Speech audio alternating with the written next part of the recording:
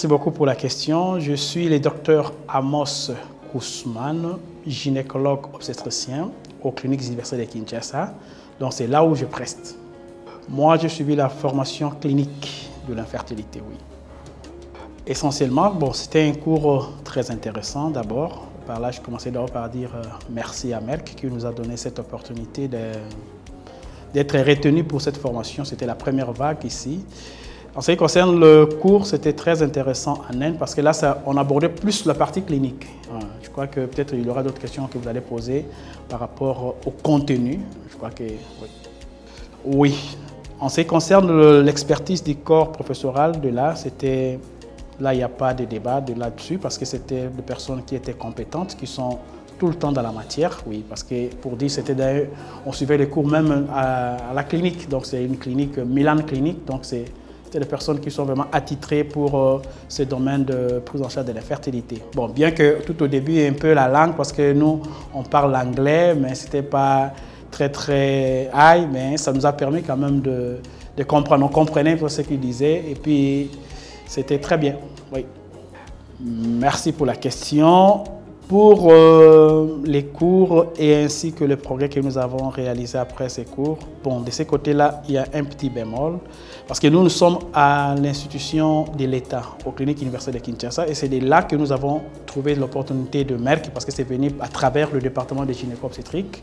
Et là, quand je suis allé là-bas, je n'étais pas encore spécialiste, j'étais encore en formation, j'étais en troisième année de formation, de spécialisation pour devenir gynécologue. Et puis la formation, l'opportunité était venue, nous sommes allés, on a appris.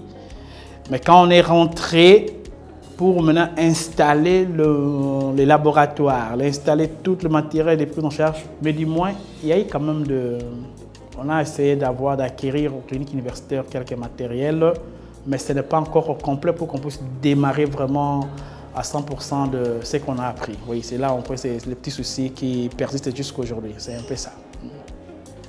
La prise en charge de l'infertilité, c'est un problème, surtout dans notre pays, parce que dans notre pays ici, presque dans les 100 millions d'habitants pour la RDC, il n'y avait pas de centre vraiment de fécondation in vitro.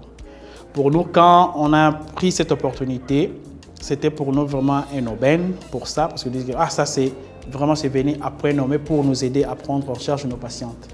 Et si je dois reculer un tout petit peu, moi-même, quand j'étais encore étudiant, encore à la fac, mon désir c'était de faire l'infertilité pour s'occuper des couples infertiles. Parce que quand je vois les couples infertiles et tous les problèmes sociaux qui entourent, les stress qui entourent ces problèmes, surtout pour nous en Afrique, on sait que quand la femme va au mariage, c'est pour avoir des enfants. Et puis si au bout d'une année, 2 ans, elle n'a pas d'enfants, ça devient un problème psychologique énorme. Et puis moi, quand je voyais ça, je me disais, il faut que je fasse la gynécologie, et pas seulement la gynécologie, je dois aborder plus le domaine de l'infertilité pour prendre en charge ces couples-là. Alors quand l'opportunité de Merck était venue, pour moi c'était une grande joie, et j'ai saisi là-bas le bon, et puis nous sommes allés là-bas, on a appris ce qu'on a appris, et quand on est revenu, mais on ne fait pas tout ce qu'on a appris là-bas. Donc on prend en charge l'infertilité, oui. En ce qui concerne les femmes, la prise en charge des patientes, comme aux cliniques universitaires et parfois en privé, là où je vais, comme là où nous sommes, on fait quand même des campagnes de prise en charge des personnes infertiles, mais pas pour aller jusqu'à la FIV, mais on essaie de détecter des patientes qui posent problème, qui ont des problèmes de conception. Nous leur consultons, parfois on fait des consultations parfois gratuites ici, des consultations gratuites, oui, comme là on va finir la campagne, c'était au mois de juin qu'on a fini la campagne de consultation chez les femmes qui ont des problèmes de conception, des femmes qui ont, et on sortait même des domaines pour aller voir les femmes qui ont des douleurs, donc c'est cette catégorie-là où nous sommes. Et puis malheureusement, nous n'arrivons pas jusqu'à faire la FIV parce qu'on n'a pas encore installé tout le matériel, c'est encore dans les projets même ici, en privé. Et aux cliniques universitaires, il y a déjà des avancées par rapport à ça, mais en privé, il n'y a pas encore trop d'avancées par rapport à l'installation d'une clinique de fertilité moderne. Oui. Bon, la prise en charge des patientes infertiles, c'est vraiment une prise en charge globale. On prend en charge pas simplement les femmes, mais aussi les couples infertiles. Donc, quand les femmes viennent, nous les accueillons d'abord pour savoir quelle histoire par rapport à leur parcours, par rapport aux problèmes qu'elles posent par rapport à l'infertilité. Et nous essayons d'avoir leurs informations par rapport aussi à leur mari, pour savoir est-ce que ça fait combien de temps qu'ils sont ensemble.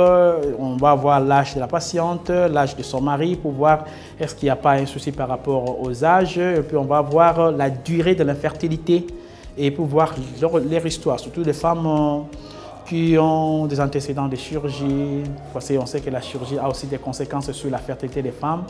Donc, dans la plupart des cas, nous avons des femmes infertiles qui viennent, dont nous prenons en charge, mais les connaissances que nous avons apprises des mères sont là, nous ont aidés pour savoir détecter, pour détecter la catégorisation des patients, pour catégoriser les patientes par rapport à l'échelle des prises en charge. Ça nous permet de catégoriser d'abord les patientes pour savoir si cette patiente-ci a besoin d'une prise en charge médicale simple ou une prise en charge médico-chirurgicale. Et puis il y a certaines patientes qu'on les catégorise pour des prises en charge beaucoup plus poussées dans la prise en charge d'infertilité moderne où on va jusqu'à la FIV, jusqu'à l'ICSI. Donc parfois là, il arrive, c'est là où on a évité un problème parce que nous ne sommes pas encore arrivés à faire l'ICSI et la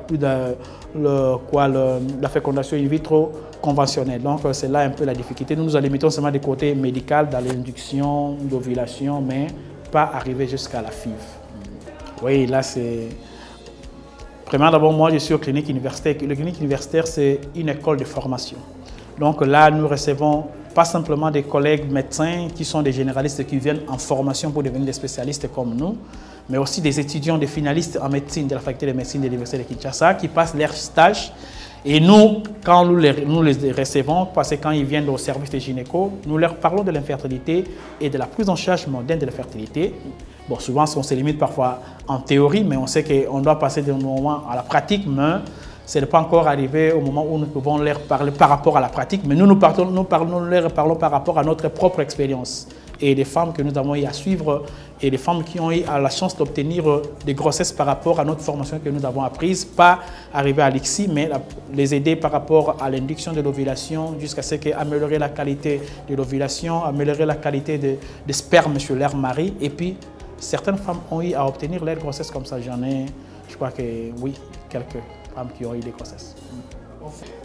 C'est un grand remerciement que j'adresse à la Fondation Merck par rapport à tout ce que Merck fait pour nous et pour ceux qui nous ont suivis après, parce que nous, de nous-mêmes, on n'avait pas cette possibilité financière d'aller se faire former en Inde, parce que d'abord, c'était d'abord un coût. Ça, nous disons merci.